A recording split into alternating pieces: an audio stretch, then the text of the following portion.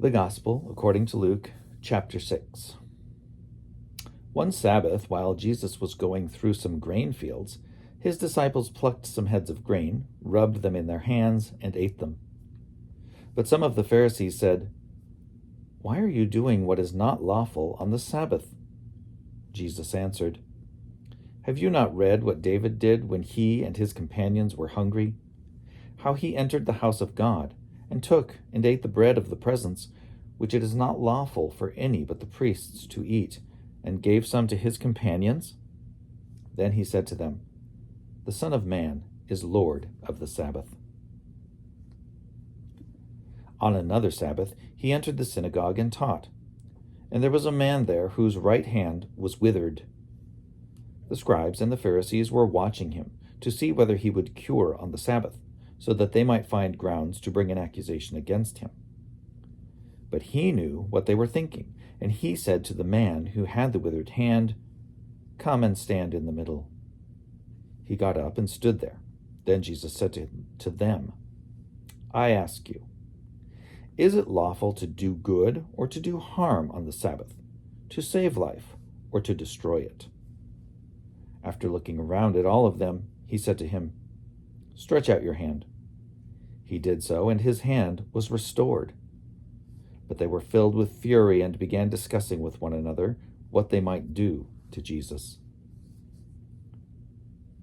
Now during those days he went out to the mountain to pray, and he spent the night in prayer to God.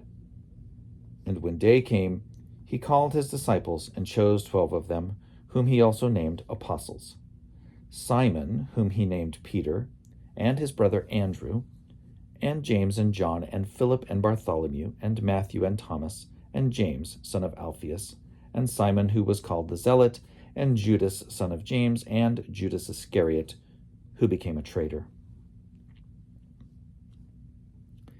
He came down with them, and stood on a level place with a great crowd of his disciples, and a great multitude of people from all Judea, Jerusalem, and the coast of Tyre and Sidon.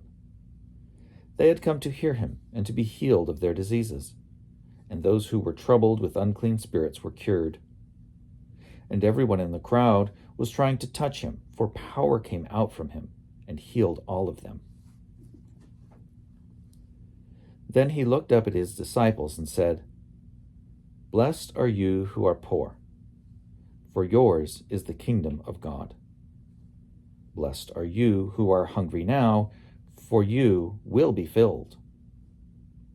Blessed are you who weep now, for you will laugh. Blessed are you when people hate you and when they exclude you, revile you, and defame you on account of the Son of Man. Rejoice on that day and leap for joy, for surely your reward is great in heaven, for that is how their ancestors treated the prophets.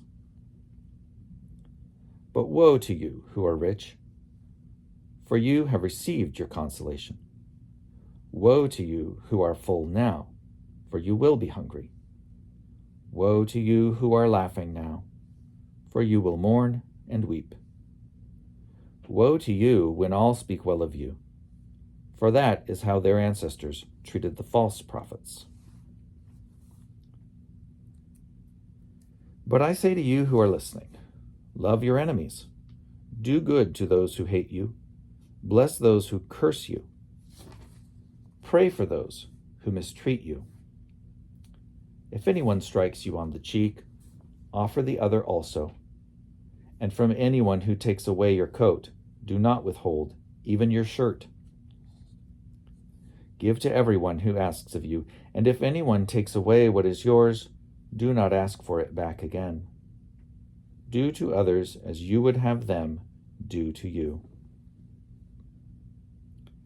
If you love those who love you, what credit is that to you?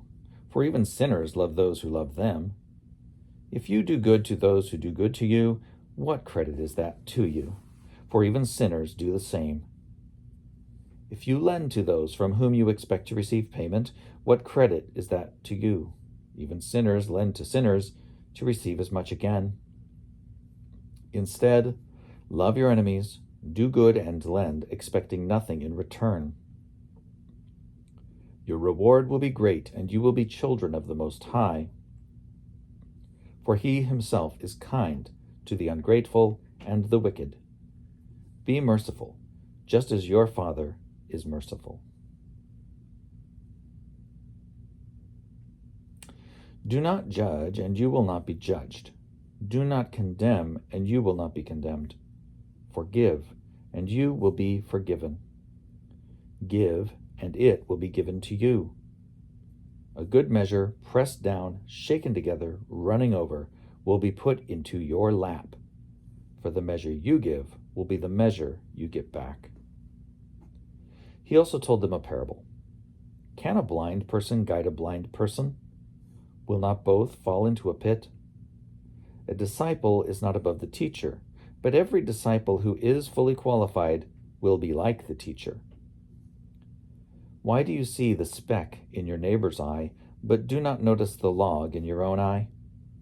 Or how can you say to your neighbor, "Friend, let me take out the speck in your eye," when you yourself do not see the log in your own eye? You hypocrite! First take the log out of your own eye, and then you will see clearly to take the speck out of your neighbor's eye. No good tree bears bad fruit, nor again does a bad tree bear good fruit. For each tree is known by its own fruit. For people do not gather figs from thorns, nor do they pick grapes from a bramble bush. The good person out of the good treasure of the heart produces good, and the evil person out of evil treasure produces evil. For it is out of the abundance of the heart that the mouth speaks. Why do you call me Lord, Lord, and do not do what I tell you? I will show you what someone is like who comes to me, hears my words, and acts on them. That one is like a man building a house who dug deeply and laid the foundation on rock. When a flood arose, the river burst against that house but could not shake it because it had been well built. But the one who hears and does not act is like a man who built a house on the ground without a foundation. When the river burst against it, it quickly collapsed, and great was the ruin of that house.